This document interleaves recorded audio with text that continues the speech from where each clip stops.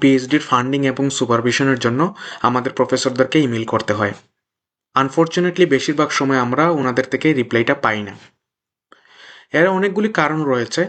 আমাকে ইনবক্সে অনেকেই জিজ্ঞেস করেছেন যে কখন প্রফেসরদের থেকে ইমেল পাওয়ার সম্ভাবনাটা বেশি থাকে। তো আমি আজকে কয়েকটা টিপস আলোচনা করব যে কখন আপনি ইমেল করলে ওনাদের থেকে সবচেয়ে বেশি রেসপন্স পাওয়ার সম্ভাবনাটা থাকে।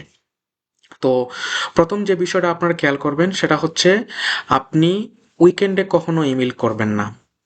বেশিরভাগ সময় প্রফেসররা উইকেন্ডে খুব একটা মেইল চেক করেন না, যার কারণে ওনারা যখন উইকডেজের প্রথম দিন সব ইমেল ওপেন করে তখন অনেকগুলি ইমেল জমা হয়ে থাকে, যার কারণে আপনার ইমেলটা মিস হওয়ার সম্ভাবনাটাও থাকে। এই জন্য আপনার উইকেন্ডে মেইল করাটা অ্যাভয়েড করে থাকবেন। 2 নম্বর যে বিষয়টা আপনারা ফোকাস করবেন সেটা হচ্ছে আপনি আর্লি মর্নিংয়ে ইমেলটা করবেন। সেটা অস্ট্রেলিয়ার ক্ষেত্রেও হতে পারে, ইউকের ক্ষেত্রেও হইতে পারে, ইউএসের ক্ষেত্রেও হইতে পারে।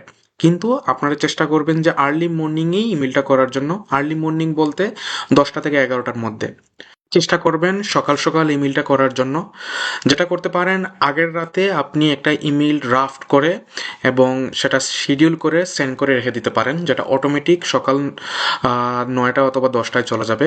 এবং সেটা অস্ট্রেলিয়ার টাইম হোক, ইউকের টাইম হোক, ইউএসের টাইম হোক, আপনি চেষ্টা করবেন সকাল 9টা থেকে 11টা অথবা সকাল 10টা থেকে 11টার মধ্যেই ইমেলটা করার জন্য। তো সঠিক সময় ইমেল করুন, রেসপন্স পেয়ে যান।